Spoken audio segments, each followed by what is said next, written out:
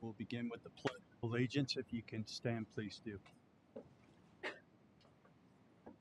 pledge allegiance to the flag of the United States of America and to the republic for which it stands, one nation, under God, indivisible, with liberty and justice for all.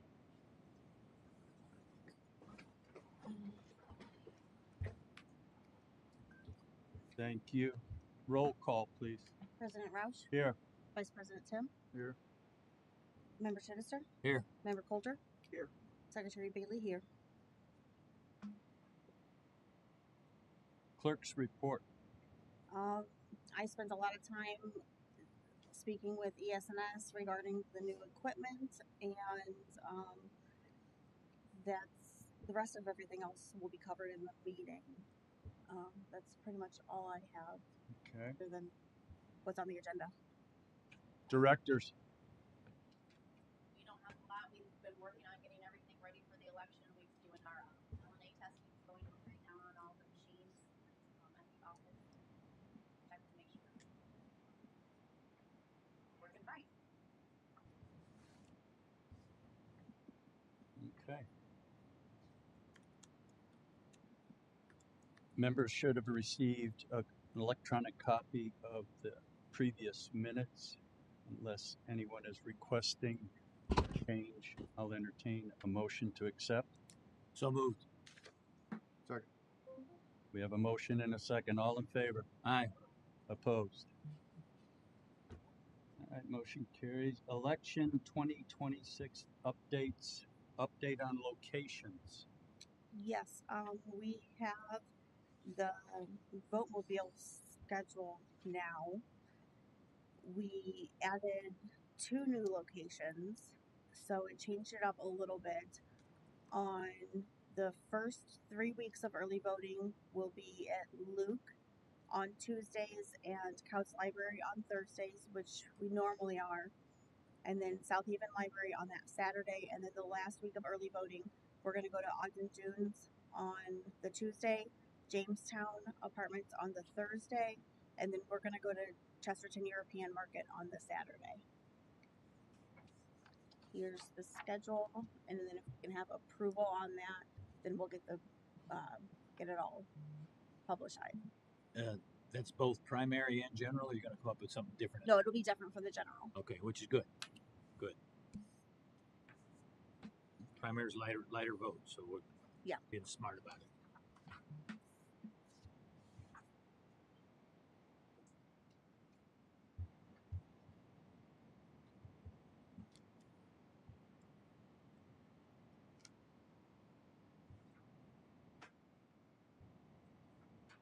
Any questions about the proposed location dates? Motion to accept the vote-mobile locations and dates as proposed. So moved. Second?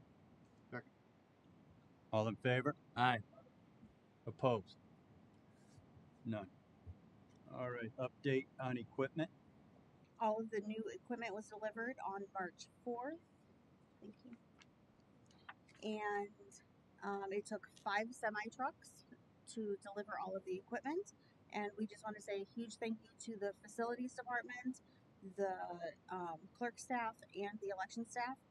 They had it all unloaded, and that took not only helping the delivery people get it off the pallets and help them drive the pallets in many cases, and then depalletized and broke down and put down in the equipment room all 5 loads of it. It was quite a feat, and they accomplished all of it on, I think it took 5.5 hours to get it all done.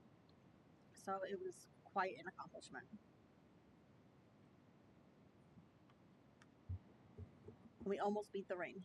It started to drizzle right as we got the last one in, and they broke the hydraulics on the last lift and had to lift everything off of it right after we got the brand new 950 unloaded.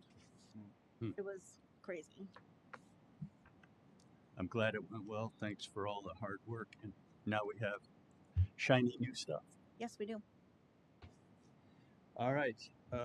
moving along, campaign finance reports, delinquent report hearing. So it is at this stage, I believe, I read this into the record. We are here today to hear information concerning delinquent and or defective filings of annual reports. The hearing was set by the board at its prior meeting. Public notice of this meeting has been provided. This matter is being recorded and I am requesting that the county clerk please ensure that the audio recording of these proceedings are maintained as part of our record. The matters that have been set before us today involve Indiana Code IC 3-9-4-17. Section A requires that any person who fails to file with the county election board a report in the manner required under IC 3-9-5 is subject to a civil penalty. The purpose of these proceedings is to determine if such penalty needs to be applied to the persons who have been asked to appear. Indiana Code provides that if the county election board determines that a person failed to file the report or statement of organization by the deadline prescribed under this article, the board shall assess a civil penalty. The penalty ranges from $10 to $50 to $100 in some cases a day, depending on the report. For each day the report is late, with the afternoon of the final date for filing the report or statement being calculated as the first day. The civil penalty under this subsection may not exceed, I believe it's $100 in one case and $1,000 in another case. Investigative costs incurred and documented by the board. So I'll ask now, Ms. Conrad, could you set the record? Okay. You probably want to have those who are going to be speaking today to stand up. We give them the oath. All right. Do you see if I have? Okay. There you go. All right. If you intend to speak before this board today on any of these issues, please rise and raise your right hand. Do you swear and affirm under penalty of perjury that the evidence you're about to give will be the truth, the whole truth, and nothing but the truth? If so, just say I will. All right. Thank you. All right. First on the list, where do we want to start? Which group? You could start with the delinquent CFA ones. The first one you have is James Ferris. James, if you don't mind, please.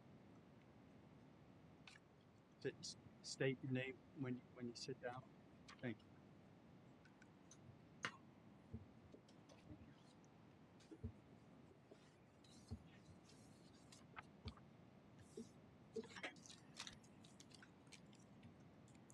So the notice that you've got and what we have before us is for the delinquent filing of the CFA1, which was to be filed.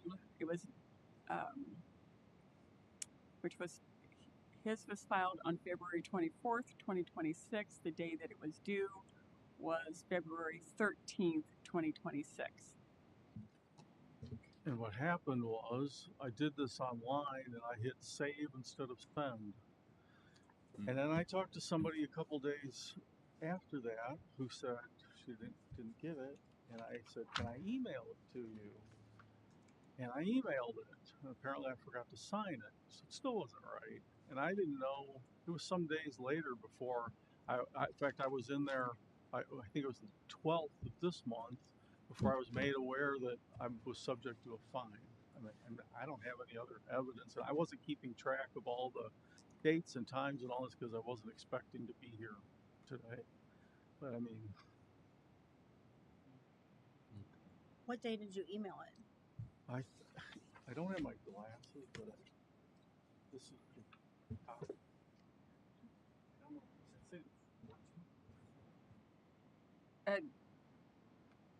This looks like it's, this one looks like it's the 24th. We received this email on the 24th. Okay. That one looks like it's the 24th. I don't know if that's the same one that was not signed or not. That was the one that was signed. Not signed, which we Not don't signed. have it because it's turned in.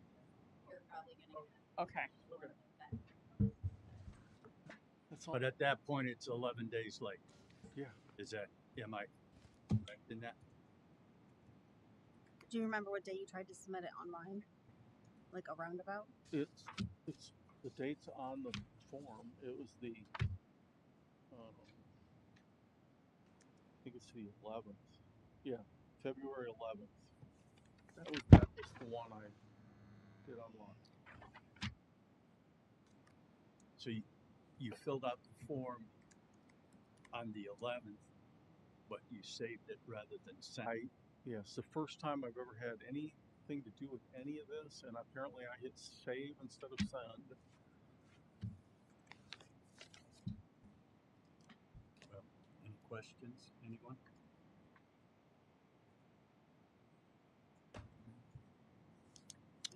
It is typical in these situations that on a first offense, because the code is the code, we generally are willing to accept a fine reduction of half. Which will be Well, it says here, your fine is $550. okay. It'd be half of it. Okay. Entertain a motion. So moved. Second. Second. All in favor? Aye. Opposed? Okay, 30 days, and it'll be $275. Am I doing the right math? That would be right. It'd probably be 225. $225. Yeah. Don't trust me. Yeah, for me. Okay. All right, sir. 75. Maybe 275. Oh, 275. Okay. all right. Don't. Yeah. Wait. Let's be clear. It's 275. Okay. Okay. 30 days, sir. Okay. Thank you. I'm sorry.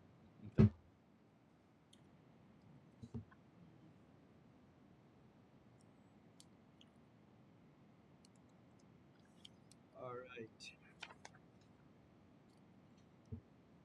Jeremy Simpson? He paid. Oh, He's we gotta paid. wait. Yeah. Mhm.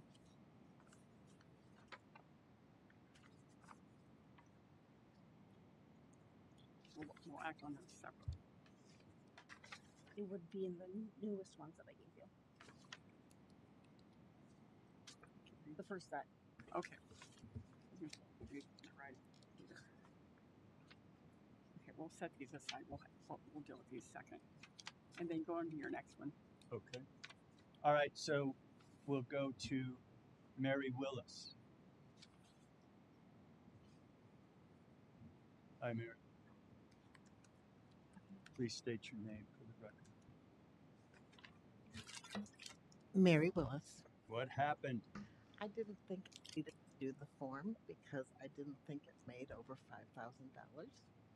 Because when I did the research, I couldn't find that amount. So I didn't do it. I thought I didn't need to. Okay. Pretty straightforward. So you just didn't know what the job did. I didn't until I pulled out the financial report after I got it. And when I asked people, they were like, "Oh, if you're the board member, it's probably $500. If you're that, it's probably $100 or $1,000." I said, "Okay, then I don't need to do that form." But I was misinformed.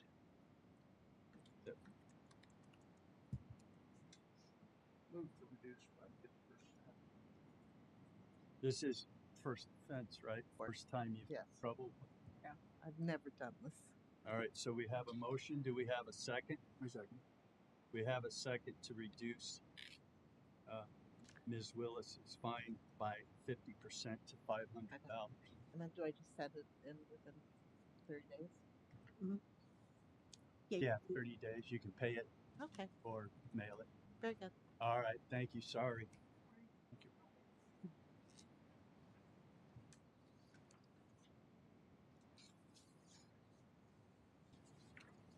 All right. So now, Okay, yeah, then we, Vicky Kuso, we have a waiver with her as, okay. Do we want to take care of the Yep. folks that so are we'll here? do the waivers second. Okay, so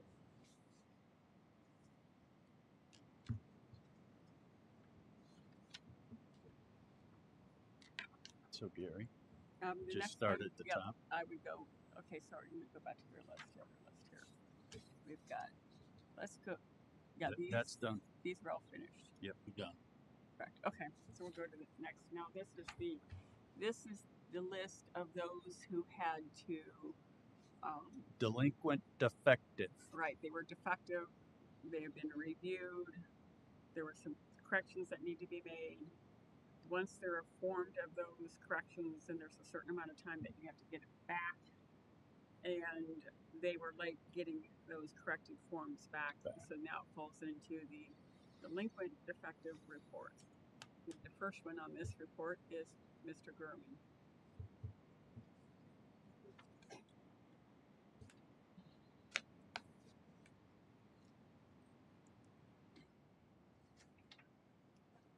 I do. Timeline for you.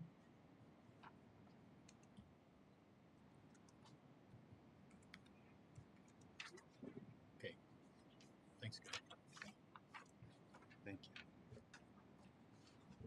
Thank you, sir. Thank you. As Monica said, the initial report was timely filed and that was due March 2nd. Apparently, I found out later an amendment or two was going to be required, and that was due March 5th. However, I did not receive any notice of that. I just happened to run into Cindy Fish in the parking lot on March 9th, which was a Monday, and she told me there was some problem with our report. That was late in the afternoon, so I went to the voters registration office on Tuesday. Actually went twice. When the first time I went, Cindy wasn't there. But I talked to Cindy again that morning after she arrived. I reaffirmed with her that no email had been received by me. She told me the report needed to be amended, but she couldn't tell me why. And the reason was the corrections were marked in red, but they could only print whatever they had in black and white. So she said she was going to email me again. Nowhere along the line did anyone ever tell me that there was a deadline. So I hadn't gotten another email. I went back to voters registration on March 16th. I still hadn't gotten any notice. I gave them another email address to use. But this time I was able to get a copy with the red markings on them. On that same day, I drove the red marked copy to my treasurer's office in Portage. I'm told that I have the email. He amended the report. It was filed March 17th. The amendment required one word, businessman. On March 19th, I did receive the email. It was entitled Third Notice. But on there's a letter dated March 20th regarding this hearing, and I received that on March 21st. So my contention is, without notice, we were not late.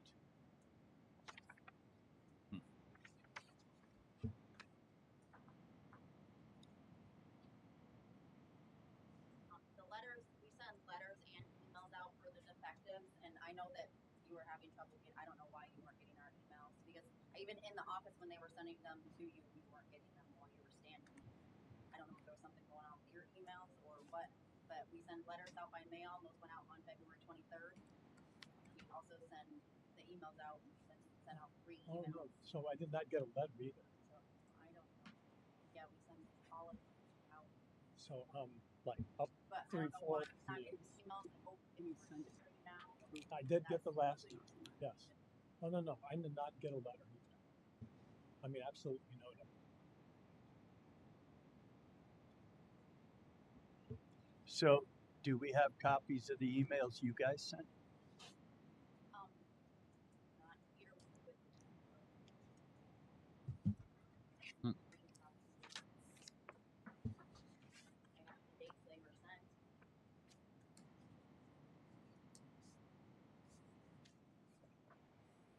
So when you changed your email address well down in this chain of events, then you got an email? I got one email. That's the one that was I received on March 19th, and it was entitled Third Notice. But you hadn't received the first two No letter, no letters. No, and no letter. That's no. That's I did not even know they sent letters. is that certified? No, we do with effective, it's regular mail. Okay. Receive it by, whatever. Once we have to,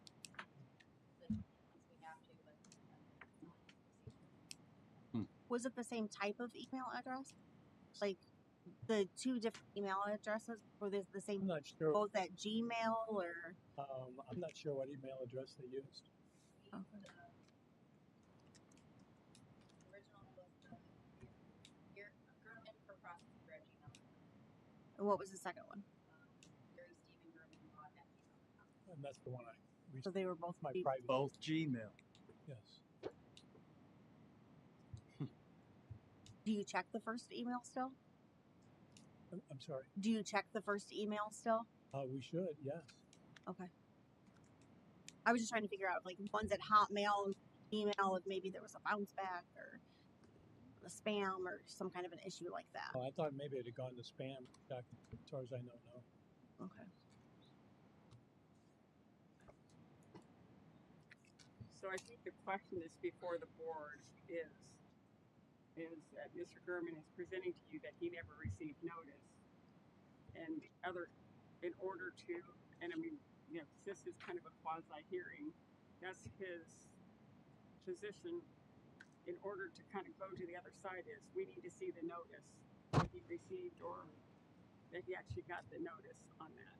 Because his contention is he never got the first notice or the second notice. Correct.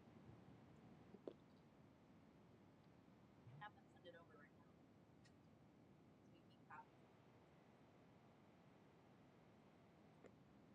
Yeah. Well, I think that's the crux of this thing is if you did you send the email and it wasn't to the email on record The email we for have your campaign. for prosecutor, that's the one that we had, which is set up in the easy vote by the candidate. So if they need to update, we're actually getting ready to send emails or letters out this summer, trying to get everybody to inform them that, hey, you guys need to make sure that you're updating your email in the easy vote because that's on the candidate side. They need to be sure, and that's what we assumed could be happening because a lot of candidates will have like a so-and-so from Porter County Council and then they don't check that after they're not running anymore. They're not getting, try to get personalized. Now that we have the German law one.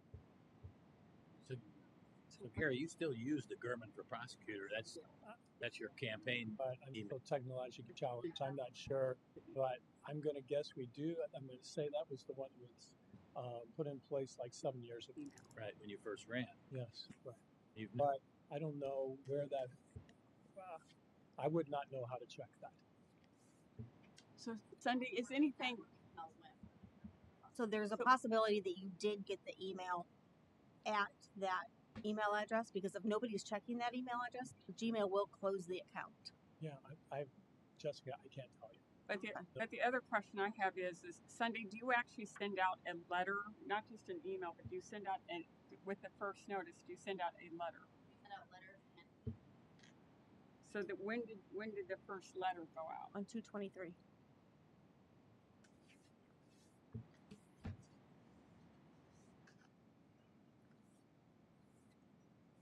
Wait a minute, Not two. not 2/23. 3. no 2/23 the letter. Yeah, what a direct.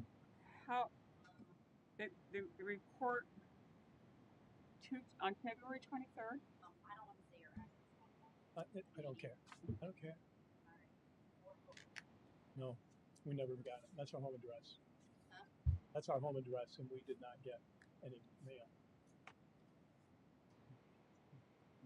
Also sent to your treasurer. No, he would have said something, and he did not get an email. Email. No, he did not get an email. He was told that you won't email the treasurers anymore.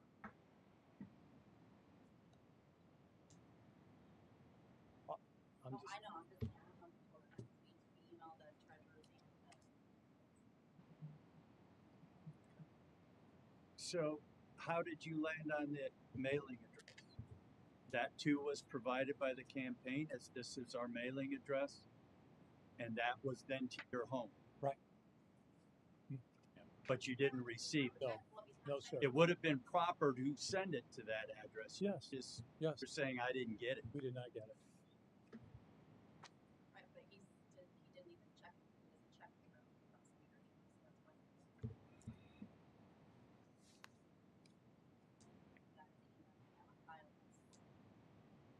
Okay. So what's the date that the letter went into the post? Because part of February 23rd.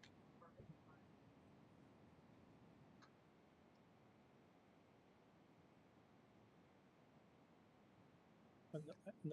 I think the report was due March 2nd. No.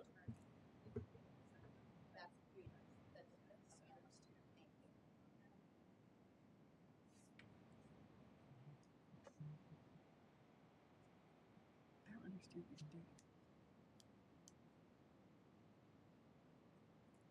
Is the 3/17 date of 2026. It says CFA file date. That date represents what? If a file date is the date you turned it in. No, that was when they amended. The amended. Yes, it was one word. We left out the occupation of a donor. What is?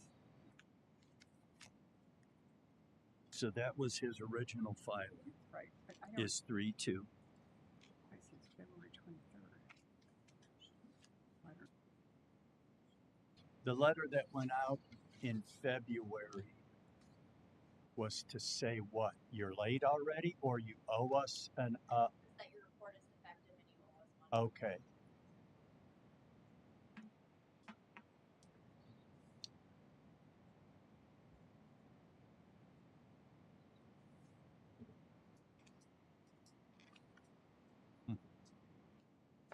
I'm still trying to make sense of these dates.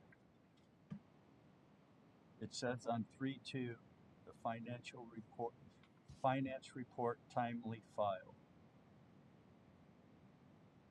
But you're telling that's the first entrance from Mr. Gurman's timeline. And that is the amended? No, No, That's your original. no, the original That was report missing filed at March 2nd. one word on the occupation. No, that's the amended, right? You amended it to fill in the. No, the amendment was filed March 17th. Yeah, that's when we're filled in the blank. Okay. So I'm struggling how you got a letter being untimely at the end of February, but you believe by your timeline on 3/2, you filed a timely report. So I'm confused by those 2 dates. Know what you're looking at. The procedure is this. He filed his original report on a timely basis, which would be the first March date, or first February date he's talking about. Then, after they filed the original report, the reports are reviewed and edited and marked up for deficiency. Those reports then are returned to the candidates to correct as a defective report. The defective report, then they send out a board of registration sends out a letter and an email saying you have a defective report. Please amend your original report. And it's the defective report that he needed to amend that was he is saying he did not receive those first 2 notices by email or mail. Now then, he then has now received it and updated it as of March 17th. 17th. Yes. Yeah. As of March 17th. All based on a conversation with Cindy. That's how it all started, or I never would have known. Okay, so anybody, questions? I don't know about questions, but as far as the letter, it apparently takes more than 15 days for my NIPSCO bill from Valparaiso to Maryville. And I'm happy to accept Mr. Kerman's word that he did not receive the letter.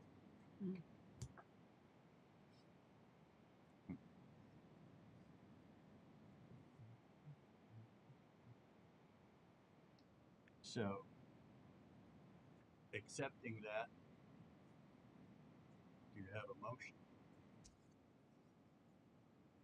I would move to set aside this fine. I don't think we can find people that our skirts aren't clean. Okay. I have an objection. I'm sorry. You're saying our stuff's not clean. We know that the stuff went out. He literally responded that he does not check the German for prosecutor email that he put on his campaign reports, CFA ones, for us to have. If they don't update their email addresses with us to the current stuff, we have no way to notify that. Yes, I understand that by mail, we don't have control over that, unfortunately. But Yeah. we did also send emails to make sure that they received multiple notices with this. Yeah. I like hearing. So we're again back. Start opening a can of worms here. But we have to do service by U.S. mail. We need to update the procedure because in the original procedure, We have to the do text that. was not sent by certified mail. That's service by. We handled it, not you. It was done by USPS. It was done by USPS. Right. And what we built into this when we originally started was there has to be a letter that goes out. And when we talked about the deadline of when they have to respond, we built in a couple extra days. Remember, that was when Ethan was on the board, to kind of assume that sometimes we have days instead of the 8. Instead of to give it a little bit more of a grace period to set that deadline date, because that receipt. The receipt by mail is an important piece of that, not simply email. The procedure that you guys set up needs to be updated because the defectives were not set up to be sent by certified mail. That's Right. our office sending them out and not your office. Delinquents send them out because you said that it needed to be certified mail. So you handle the delinquent notices. So we need to start sending that out, and I guess that needs to be decided on what's happening. Well, there's two, but that's separate, Sunday.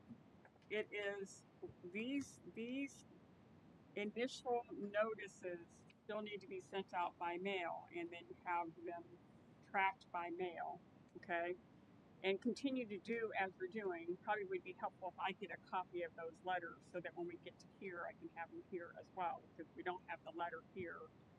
And then when they still haven't corrected and it comes time to send notice to be here kind of as a hearing, then I send that out two ways. I send it out by U.S. mail and I send it out by certified mail, because sometimes people don't pick up the certified mail, and if the U.S. mail doesn't come back. That's not what we're talking about. I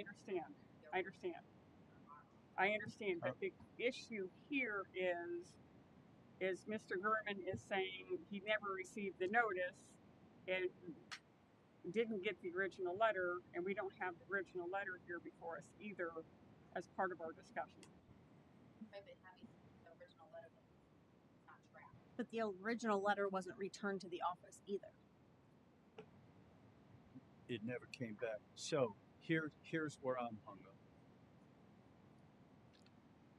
If the email address that was used by the election office to notify you that you had a defective report that needed to be repaired, and they sent it to an email address that you provided them, I'm not sure that the story just doesn't kind of end there. You sent it, if they sent this to an email you put on the record, I don't know what happens after that. Well, she's also saying she sent it to our treasurer, and Dan Whitten will tell you he never got it either. Well, Mr. Whitten's not here. Yeah, because my concern is legally speaking, it's the letter too. It's the notice. I mean, Daniel, you know that notice under statute is. I mean, this email is a little soft. That's why we do both a little bit. Okay. So, what is council's? Yes, except for the board, it is Mr. Gurman's presentation. So he said, she said. Yeah. Yeah. He said, she said. So is there anything this board can ask for next month's meeting that would clarify this? Can we get receipts to the emails sent? Well, Copy of the letter, I'm- please. I can tell you, I don't know that sending an email is considered legal notice. Right, and I think that's the That's- point that council's missed. Right. What if we had a copy of the letter that we sent? Would that be? Well, but I still didn't get it. Yeah, it wasn't a document you had to sign for, and clearly you're telling us you didn't get it. I mean, if that's the point, then why do we send anything USPS? Why don't we send everything certified anyhow? Well, it sounds like that's what we're gonna have to do. If we have to change, exactly what I think. we have to change our Apply procedures, the and we have to first change our choice. Yeah. procedures. It's simple as that. I mean, if you want to avoid this situation in the future, just change our procedures.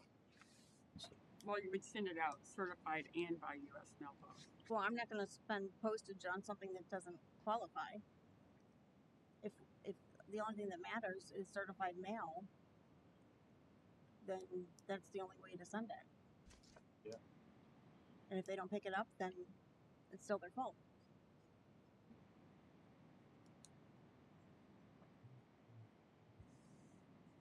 I know in my instances when, like in court, when we send subpoenas, we send it to the address. It doesn't have to be certified. Mhm. So we just send it to the address on record. Mhm. If they don't show up, we issue a warrant and go pick them up. So Mhm. that would be my experience. As far as that type of notice that doesn't specifically require certification. Mhm. But I don't see a copy of the letter either. So I'm not saying there isn't one, but Right. I haven't seen it. Right. We don't have much of a record of this.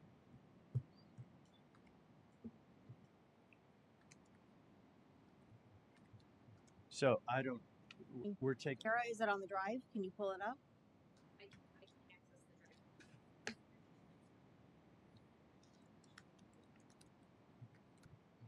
she's trying to what?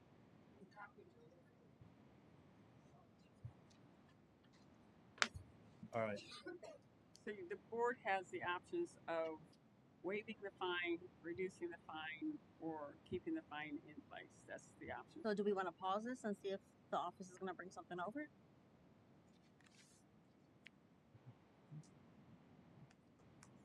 Yeah. Are you willing to wait and see if they can come up with this letter, sir, or take it? Already taking time away from my court call. Okay. Okay. So, If you don't mind. I mean, no, I understand completely. This is a topper. We don't have the letter, so I don't know what to do here. The first time that we've encountered. Yes. Yes, First time. first time. That's why we're all perplexed here. Usually everything goes out timely and everybody gets what we're mailing them. But we have no reason to suspect that you're Don't. fibbing to it either, you know. but So, not butter. Well, for the sake of moving things along, you have a motion out there. It's either going to go up or down. So I'll second that motion. So go ahead and take a vote. What's the motion? The motion is to waive the fine because he said he felt it. He told about his NIPSCO bill takes 15 days to get there. He just feels that the mail just failed us. all right, so we have a motion on the floor to do away with the fine in this particular case, and we have a second. All in favor? Aye. Opposed? No. Has to be unanimous vote. Right. I want to see what Jessica wants to. I'm seeing if I can pull it up on So Vote. I just pulled up my laptop. I'm seeing if I can pull it up on Easy Vote.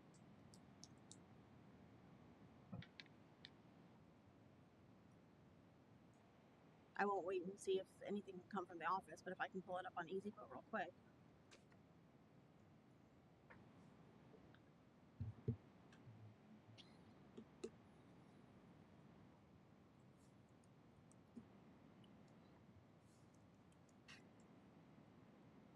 can we suspend this one for a couple of minutes? Or, well, I guess we risk another long engagement with the next one too, so.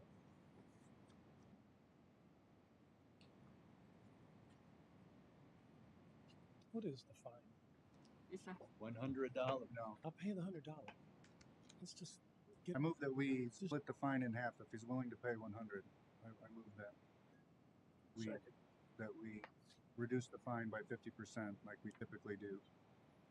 Okay, and we have a second Okay. to that. that's not okay. That's not okay while this is, and just, Sunday. No. We're The, the new motion before the board is to reduce the fine by 50%, making it $50. We have a first and a second. All in favor? Isn't that what we I Opposed? Thank you, sir. I got it. Then how do I do that? How does she pay? How does he pay, Jess? At the elections office. Oh, Cash. downstairs from Yeah. where I. Yep. Yep. All right. Absolutely. Okay, perfect. Thank you. Thank you. Sorry.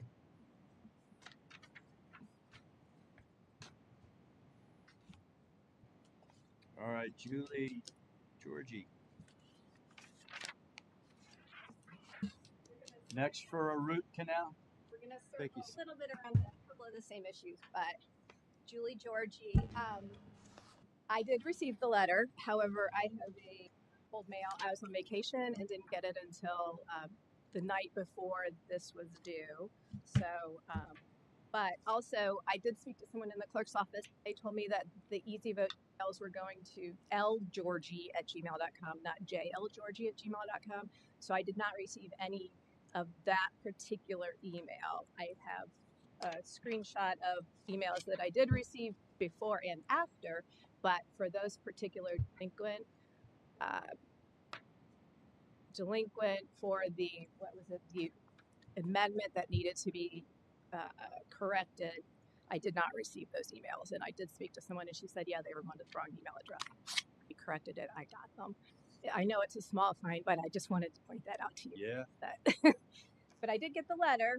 However, I do have proof that I was out of town and wasn't able. And then I only submitted it. I did the same thing as the other guy too. I put save and then submit 15 past the deadline. Okay. Oh, Yeah, I. 13 minutes. Yeah. Well, and actually, I went back and I thought, I know I usually get a receipt that I did submit it. I didn't notice that. I didn't notice that I hadn't gotten it. So that's when I went back and realized I was late. So. Okay, so the late is late, right? That's the first day. You're a first-time offender.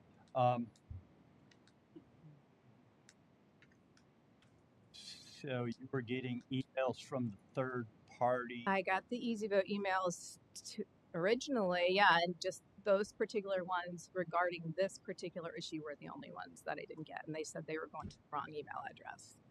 But So you didn't change it. no, I didn't change it. And then as when I spoke with someone, I don't remember her name though, maybe Tina, Okay. in your office.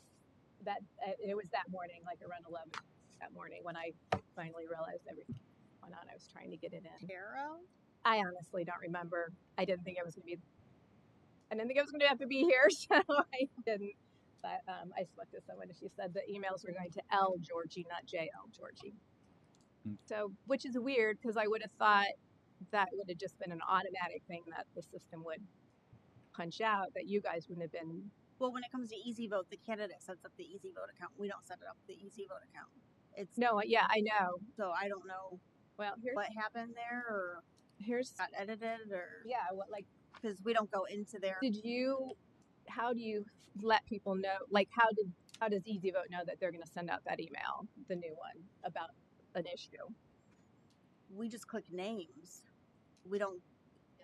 It auto-populates everything. Yeah, Yeah. we don't type in addresses. Well, that's Collect. I would think that makes sense, but I started getting emails on the 5th, but I didn't get any up until then, and they said I should have gotten 3 regarding the issue, and I would have gotten emails because I was out of town, but I had my. Did you ever get any emails previous to? Yeah, I get everything normally because everything else I've been able to submit on time because of the system. I think it works great. Well, no, this is the first time we're using the Easy Vote system to send out emails.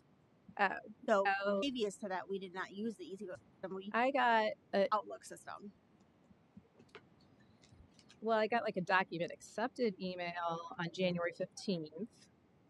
And then the next email that I got from that was on March 5th. Yeah, so you were getting the emails from our Gmail or our Outlook account. Okay. This is the first email that you got from EasyVote. The names look very similar to each other. Oh, okay.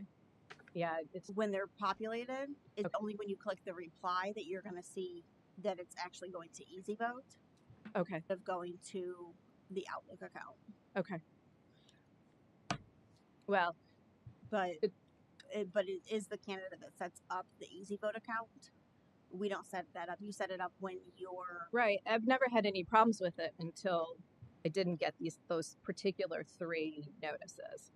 And then they started coming in after I Yeah, the only time you would have had anything come from the EasyVote account would have been when you submitted your reports online. Right, and on the 15th, I got an email that said document accepted, and then the next email I got was March 5th.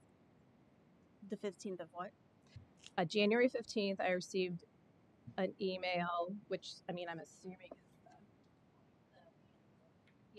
so document accepted from EasyVote, and then the next one was March 5th.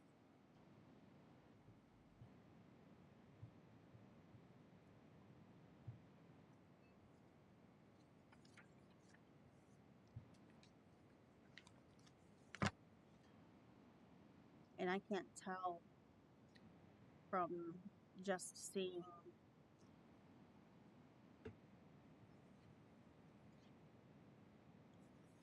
this little bit. If it's the Which new one or the old one. yeah, if it's the Outlook account or if it's the I might be able to pull it up on my phone. See if it matters. I don't know that it matters. Okay, so leading up to being 13 minutes late, Yes. does that have anything to do with being 13 minutes late? Had I received the notice when I was on vacation, I would have submitted the form. Yes, but I didn't receive any emails that I was in arrears, and then I was out of town, as is evidenced by my old mail. And so the only way I knew that I had a problem was from the letter that I did receive. So this is a mirror image of the letter. Kind of a little bit of each. All right. Well, you heard how we resolved that. This is your first time late. I didn't know if you wanted that. No. First. First. All right. So you know how this rolls. This is her first offense. So generally speaking, we cut the fine in half, notwithstanding the technical stuff. We have a motion. Motion to do that, $5. Second. All in favor? Aye. Opposed?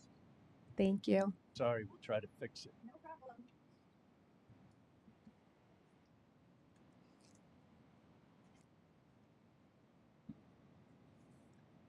All right. Vicky Kuzio? Oh, we have a waiver first. Oh, we have a waiver. Okay.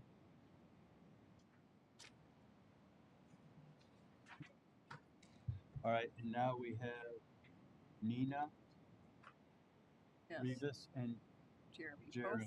Both So, of them had sent a request, and I think that's what Paul had forwarded to all of you. They both are in the same boat. There was an email that was submitted. I can summarize that for you if you would like. please, for the record. Yeah, hang on just a second.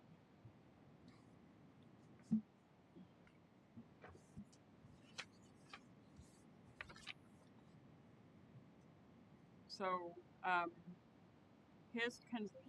he's got a number of concerns.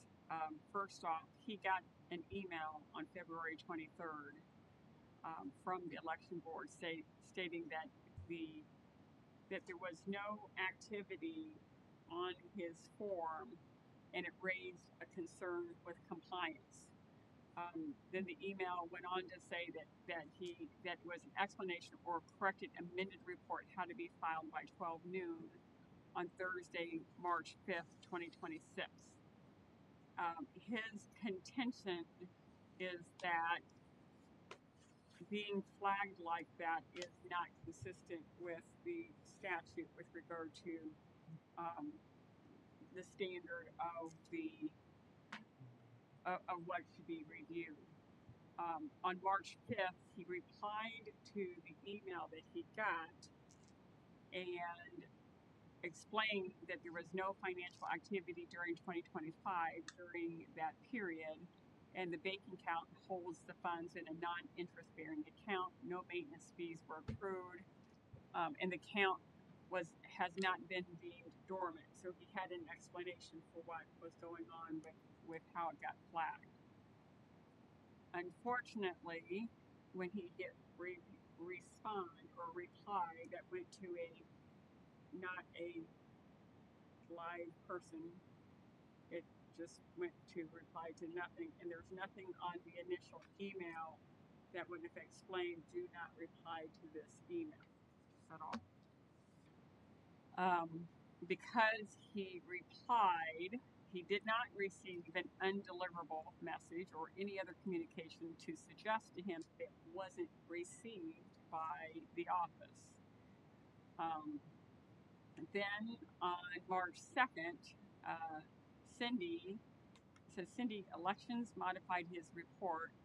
He was given a link to go to his report and to correct the highlighted areas, but there was nothing that was highlighted. But there was a letter attached. It just informed him that how the blanks operated under the different kinds of accounts. On March 4th, then, he got another email saying the second defective notice about the CFA4. And then he received his first communication with a letter. So he got his letter dated March the 16th, titled Overdue Notice, notifying him that the report he filed has been deemed to be defective. And then he gets my letter telling him he had to be here. So his concerns are that a multitude, starting with he didn't believe that he did anything that warranted being notified that his report was defective. And then secondly, to the extent that there was an explanation to be provided, he provided that via an email to an email that's not monitored. So he has asked that the board understand and consider some of these things in making his decision, and to the extent that Mr. Rivas needs to come back in person, we defer that to April. Same thing with his wife as well. So there's a couple things here that I think merits the board's review. I think, and I think you guys can kind of have some dialogue. I think Jess can add a little bit more about this particular being deemed, I guess, if you will, on his report because of the lack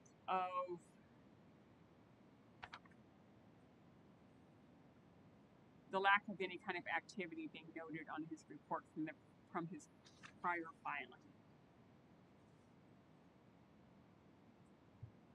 So they're stating that the report or the account is dormant. Yeah, that's what Kennard said when he looked at the reports. If they had showed no activity and the exact same balances from year to year, and there were quite a few of them that reflected, like quite a few different candidates that affected, and they were asked to submit a rationale as to why then. Because if you have a dormant account, typically the bank will charge you a fee for one reason or another, and you have to explain why you didn't charge it. The code, Because if there was a fee, you should have notated that on your activity. On the report, yeah. the code provides that if you have no activity, that you have to then still do something. Well, the code doesn't. I think that's let's be clear. That's the argument. That's the argument. But the code doesn't. The code doesn't specify what we're looking for or not looking for. Okay. We're supposed to be reviewing those and auditing those to determine whether or not they're deficient or in any way. I think what this raises is what is the criteria that's being used to review these reports. And as I understand it, and just kind of is that perhaps this is something new that has been reviewed that hasn't been added to the review of these reports previously. At least that's correct. At least that's what Jess explained to me. Okay, so the element of review that has caught the Revis's documents is a new factor in reviewing that they weren't necessarily aware of. Right, not just them. There was Others as well. Well, yes. Okay. So, I guess the question for this board is going forward, if that's the legal criteria for violation of the code, what does that look like and how do we all know it when we see it?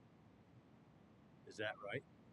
Well, when I reached out to the IED, they said that that's basically what we need to do is we need to specify criteria that we're looking at so that everyone basically knows up front this is what's being looked at when a report's being examined. Okay.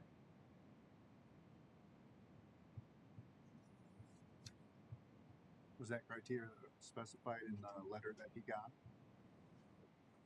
So I don't believe so. So understanding I want to be clear about this because I don't want things to get conflated here. The election office has the responsibility to review the reports and determine whether or not they're defective. Okay, that's all the statute really says. It doesn't say the how and the what is used to determine that it's defective. Okay, that has been left to Kennard to determine and working with the office to do. There isn't any kind of rubric or criteria that you guys have up to this point in time have established for what meets a defective or not a defective report. And the statute doesn't define that either. Okay? But when we send him a letter, I thought I had heard someone say that we send a letter. Mm-hmm. Your report is defective. Did we then say for these reasons? Yes. Please correct. Yes, absolutely. And did he take those steps? Yes. And they send with a red pen what needs to be corrected. But how you get from the report to the red pen and isn't defined anywhere yet. Isn't defined anywhere. And I don't know how you're going to create a rubric to define it because so many different things. Yes, and every report is different.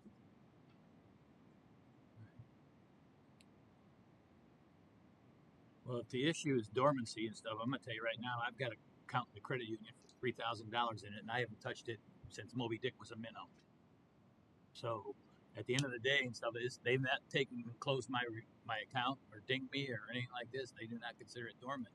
Now, as the financial secretary for the ironworkers, we have $5 an hour goes into that credit union for every hour you work.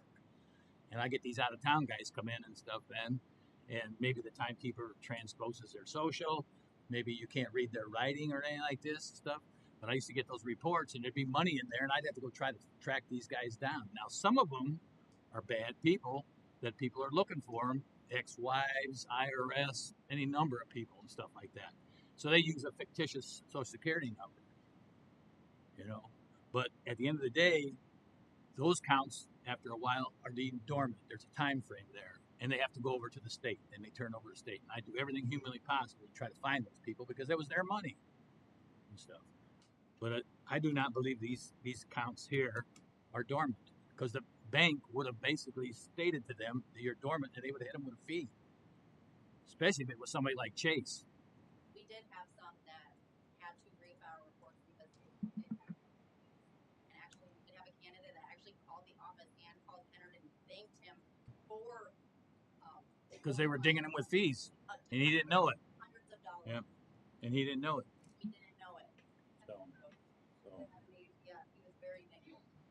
So he was able to luckily work with the bank and get some of those fees back. But we had a mixture of people that responded and said, no, we're not dormant. No, we don't have fees. They waived it. And then some that had to do their reports because they did have fees and they didn't put it on their report.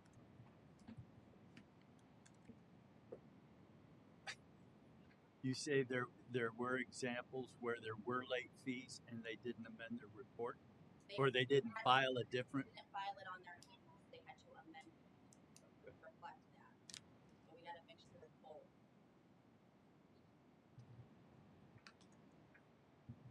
Yeah, I struggle with this one given that there's no, I just don't see a red flag with their, I don't know how we can assume something's wrong there and start the clock. I'm bothered by it, but maybe we need to visit this one some more and figure out what an appropriate trigger looks like. Because I am bothered by the idea that he thought he filed this because nothing changed. He was not assessed funds. He did not spend any money, nor did he put any in. And he was timely otherwise. Yes. And from what I understand from what Jessica said, this is the new criteria Yeah. that was just added into Yeah. how Kennard does his review. And, my recommendation to the board in light of this is, because, you've got only one person doing the review in this process, and everything else that we do with the elections, we got usually two people doing things. It would make sense to have some kind of criteria, and if the criteria has to be amended because we have some other criteria, but perhaps if there's some criteria out there for how what gets flagged or doesn't get flagged. But like everything, we evolve every single year. Yeah, no doubt. Sure. We're constantly looking to. My simple view of this, you guys are doing this every day. Am I missing something here? I mean, it's not that you're missing something, but I think that, like Jess said, we're evolving all of the time. Yeah.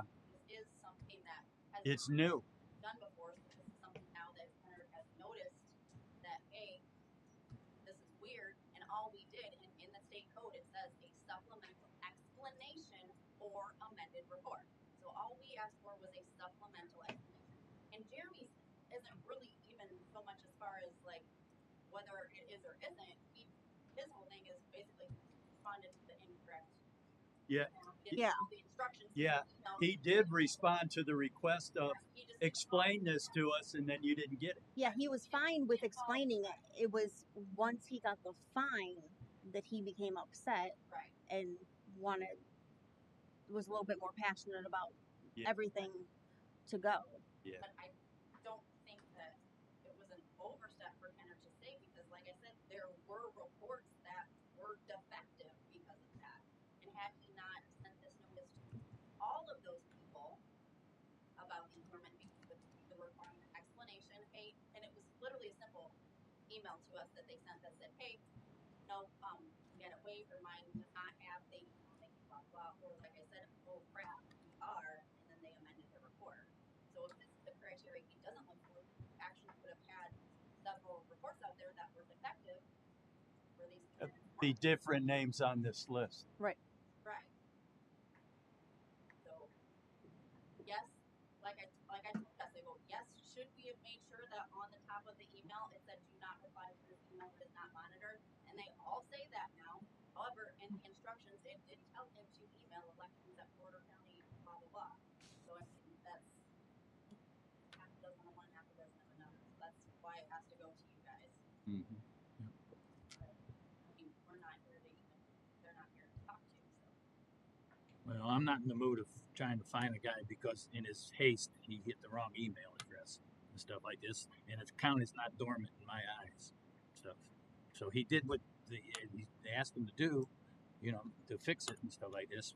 Unfortunately, wrong email address, but I'm not going to fine him for that. So I make a motion that we waive the fine on Jeremy Rivas. Do we have a second? No second. Second. Second? You do second, sir? Yeah. All in favor? Aye.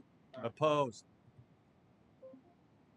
All right, so that holds true for Nina. Is her circumstance identical to Jeremy Rivas? Yes. Yeah. They sent it to a dead email spot. Motion to waive. All in favor? Aye. Opposed? Carried.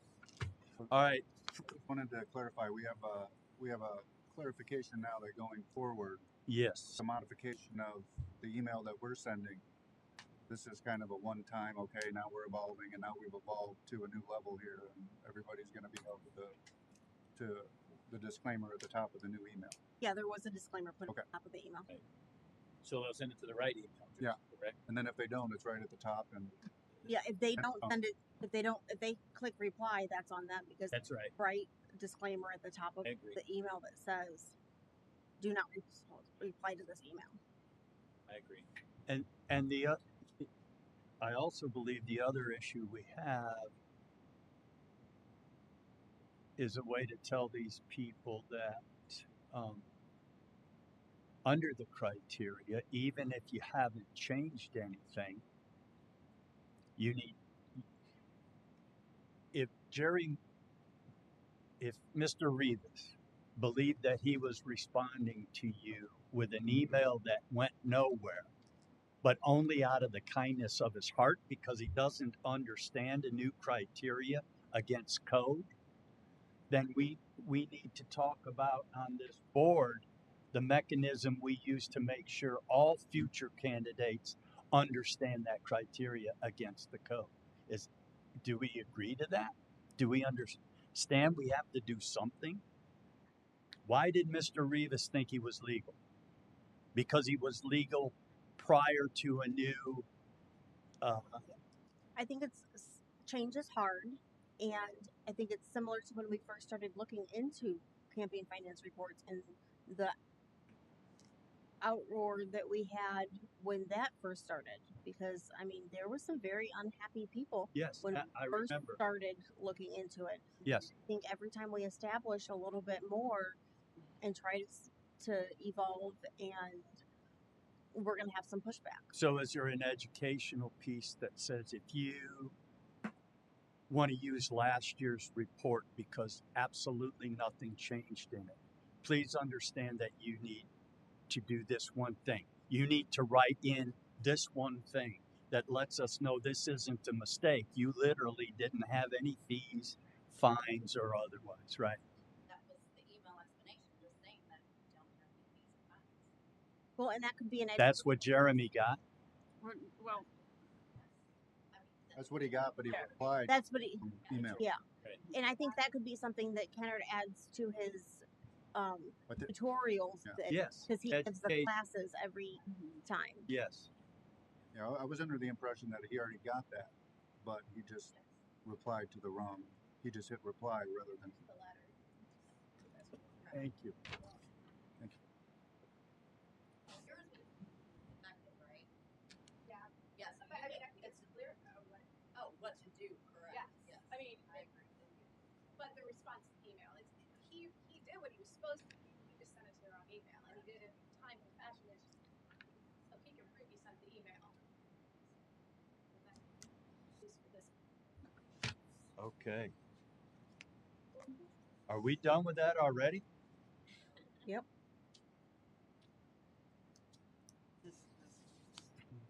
All right, so we're closed out on the Rivases, right? We all agree? Yes, sir. All right. I will take that. Yes. Resolutions. Yes, we requested and oh, we're sorry, we're not done yet. We have waivers to approve. Oh, Okay. okay. So, first waiver is for Kezi. Is that from the old sheets? I don't have waiver names on my sheets. hang on a minute. Oh, sure. This is Friends of the this is Friends of Dealing Community Schools. So, Some of those were from last time. so this we is from didn't last. have action on. Okay. So, and this is they came in and they paid $150, and that's the waiver. So that one would need to be paid. Motion to accept the waiver from the Friends of Duneland Community School. So moved. Second. All in favor? Aye. The next Any one, opposed? the next one you have is with Kyle. I am having a hard time reading people handwriting.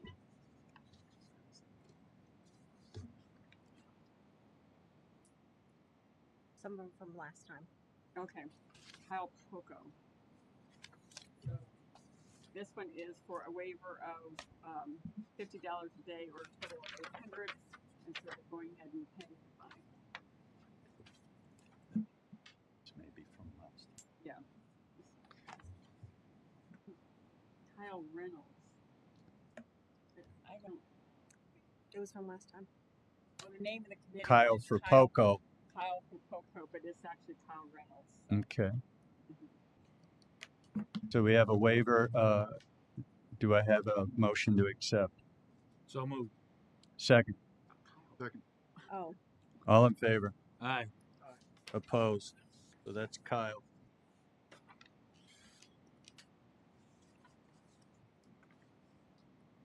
Is this the same thing? Oh, this is the different. He's got two.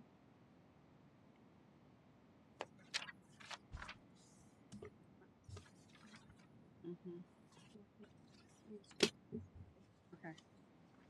The next one that you have is with Matthew Ramian, and it is for $50 waiver.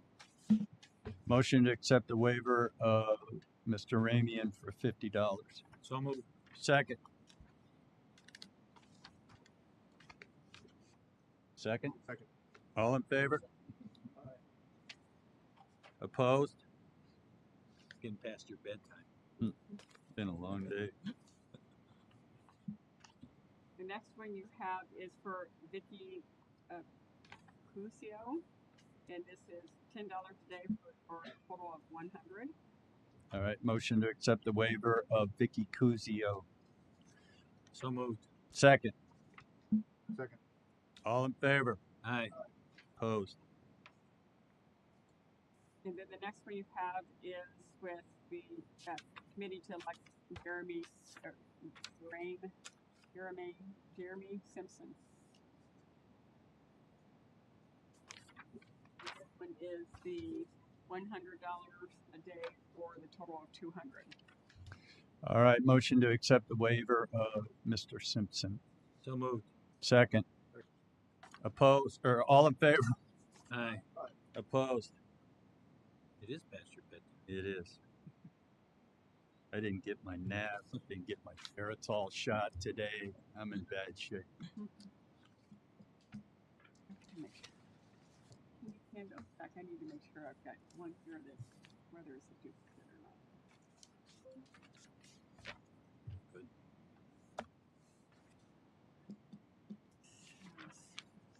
Kyle for Poco, $500.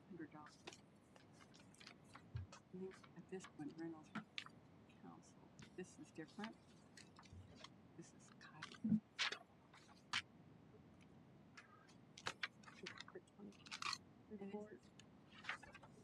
And this one was for 50 for a total of 550. These are for different things. This is the January 21st. This is delinquent annual report.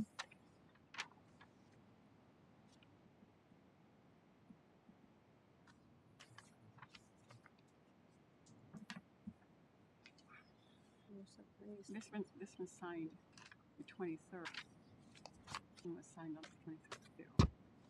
Totally the same. Okay. 2 copies. Left his copy or left his copy. Well, this one has a different. This one has $500 amount. Has a $50 amount, so I think it was accurate or not. Yeah. Okay. I think that's all the papers. All right. Resolutions. Oh, yeah, we're done there, right? Yep. Post-election audit. Requested to be and we were approved to be a part of VSTOP's post-election audit, and need a unanimous vote by the board that yes, we agree to be a part of it, and then we'll be able to do it. It's already scheduled to be June 12th. Let me double check that. On I believe it's June 12th at 11 a.m. in the elections office. VSTOP will become. We did one of these in 2019 as well, and since we're the first ones in the state with the EV3s and the DS300s, they thought it would be a good idea to come and check out our setup. So this is internal to the workings of the office, the audit, or will you Yes. be requesting us to be there? Oh yeah, if you guys want to come check it out and see how it works. So we would be invited if we can do it. Yes. All right. They're looking for a motion to participate in a post-primary election audit. Do I have a motion? So moved. Do I have a second? Second. All in favor? Aye. Opposed? Thank you.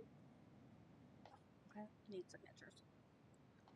And then thanks to Vice President Tim, we have a contract for moving the equipment, and we All right. need to approve our resolution for the delivery of the equipment. And we named the company in the resolution. This is typically something that we do in January. We just held off until we had the. Yeah, till we knew somebody? Yep. Okay.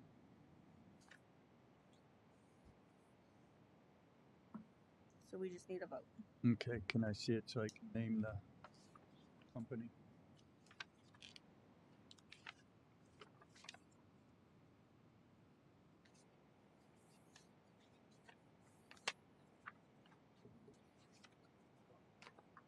All right, this is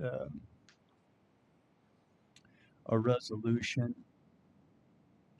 to hire and use the staff of Office Products Professionals to deliver our polling equipment to the various locations for the primary.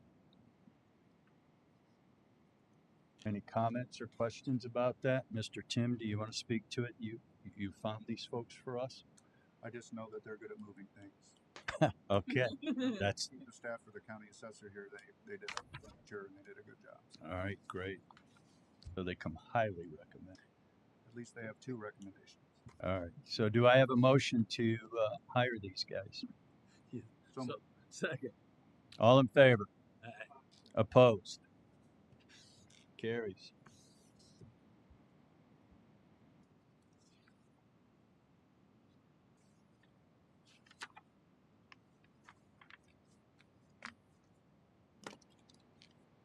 Okay, legals. Sonny, did you have the legals? We don't have the legal. We had to wait till Oh, to the vote mobile was yeah. Okay, so we'll do that. Okay. Other business?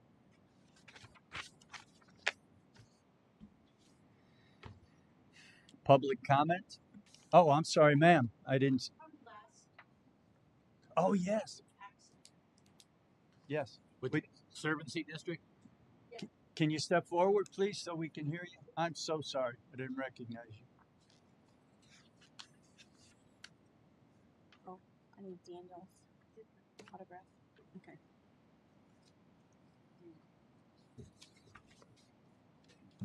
I missed it. He signed it once. Oh, okay. Got him on there twice. Oh. Yep. didn't think you wanted me to sign it twice. Oh, that's fine. Oh, Sorry. on there. My name is Alice Harrington, and My I'm bad. a group called. I don't know what to do. We were fined $1,000, and I just want to bring up that I never got emails from you guys, and I was gone on vacation and never got those forms until I got back. And the reason I didn't have an email is because on the form of the CFA2, it says email optional. Because I complained about it because I got a notice on the 3rd in the mail that says you got 2 days to make these corrections. And she goes, well, you already got the email. And I go, no, I didn't get an email. So then she goes, we need to put an email in. It does say optional for the form. Just so you know that. So Okay. correct that. It's a state form. We can't correct it. Yeah, it's just Oh, well, that could be a problem. That's the option. So would you look to Put your email down. You get then you'll get notification. Or if you choose to put your email down, then you get notification earlier because you get it as soon as the email goes out. If not, you have to wait for the snail mail to get to you. Okay, and that's not explained, nor is it. If you're sending it out 2 ways, and it can take a mail 11 days. We don't control the post office. Okay. Well, you could request emails or notice when these things get turned into you. If someone didn't fill that out, do they understand that they're not going to get that first notice? Unfortunately, we don't control the post office. Sometimes No. This is your form that we gave you. No, it's a state form. No, okay, but yes, I don't know. we can't alter what the state is asking you to fill out. We're Okay. to enforce it. We can't alter it. Okay. I get it. So the state is saying, if you want to give us an email, fine. But if you don't put the email on the form, So snail mail's the only way we can talk. does your office get a copy of this? It's not my office. Oh, What form are you using? CFA2. CFA2. Yeah. Okay, okay, it just seems like if you're telling me on the phone, you should have had an email about it. And then you know by my form that I don't have an email. You chose not to put an email. It's not Oh, required. okay, It's okay, not all right, required of okay. an email. That's I just the wanted to. convenience that we have. Okay. If you put one, that's great. We try to tell them. To use it. Okay, Okay. good enough. That's why follow us on Facebook. We tell them all that good stuff. All right. Yeah, we give lots of notice on social media. We give lots of notice via email. And unfortunately, people choose not to use technology and follow us on Facebook or follow us on Instagram or adhere to emails. Then we can't force you to do any of those things. Okay. But we try to give as much notice as possible. Unfortunately, we have a budget. We can't put everything in the newspaper. And if people choose not to follow us, then we can't give you notice. Okay. All right. So anyway, I didn't intend to be a political action committee. And so Chase said I had to fill out the CFA2 form. When I went in there with my paperwork, after going to the Centir branch first, getting a runaround, someone said, go see this person at Centir and she'll help you. So I gave her my paperwork and then she goes, yes, you do need the CSA, whatever it is, form. I go, okay. So I did it and that's how I ended up here. And then I said, it wasn't our intention to be one. And so someone advised me once and said, why didn't you pick another bank? Mm-hmm. And so then I went around to different banks. And I went right across to First Source Bank. And he goes, well, what kind of group are you? And I go, we're about 6 people trying to advocate for lower costs for water and sewage. And so he goes, are you incorporated or not? And I go, no, we're not. And then he goes, you got to decide what form of business account you want. And your first decision is between those 2 things. And within the unincorporated, there is an unincorporated not-for-profit, also called an association group, which requires no state forms whatsoever. And he goes, if you give me $1 today, I'd be happy to open one. And so I went to Chase. But Chase said the same thing. So then I went back to Centir and said, how did I get in this position of being in this? And then I told her what the purpose of the group is, which she had never asked me when I first came in. And she goes, no, you're not political. And I go, I know, but how did it happen? And so she said, she spent over an hour with me, and she went back through everything, and she said, because I filed an 8871 which on their thing moves you into a political thing. And I did that on advice of somebody in my group. Okay. So So you originally came to see us because you, Get $1,000 fine for late, like $100 a day for not having filed a report. okay. And what I've done now since then is I have a whole new EIN, renaming our group so that we can open a unincorporated nonprofit group to do what we intended to do with them.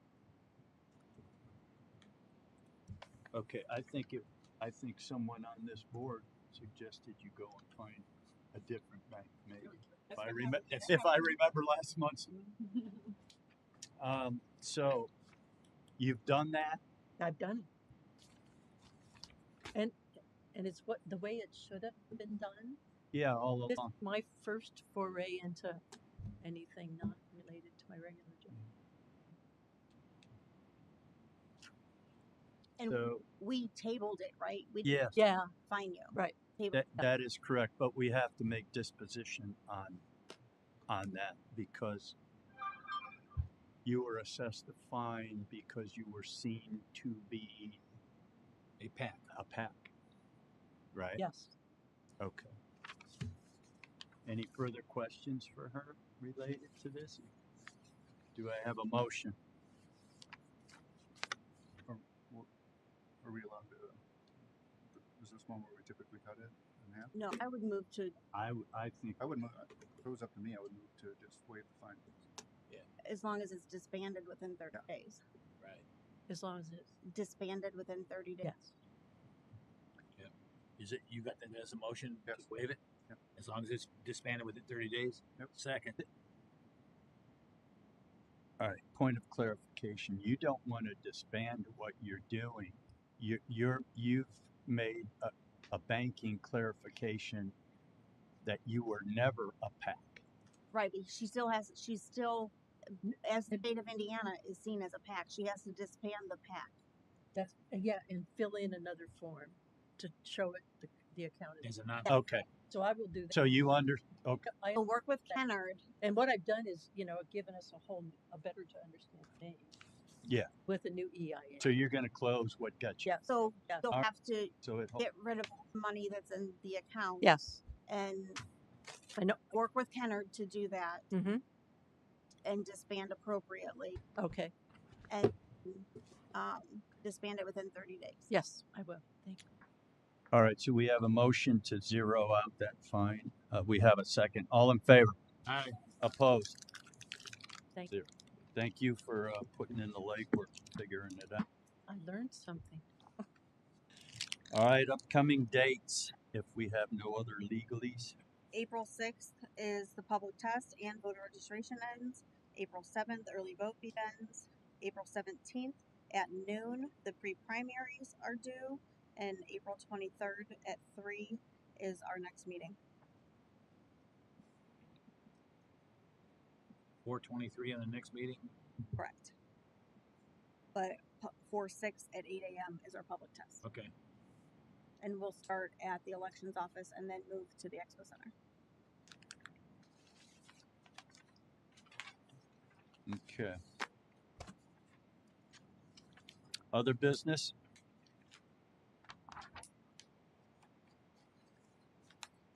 Public comment?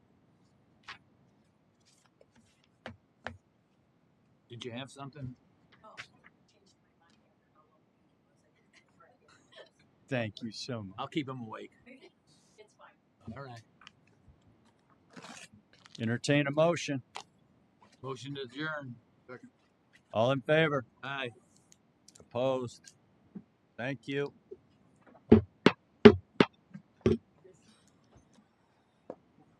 Julie, you want this letter back?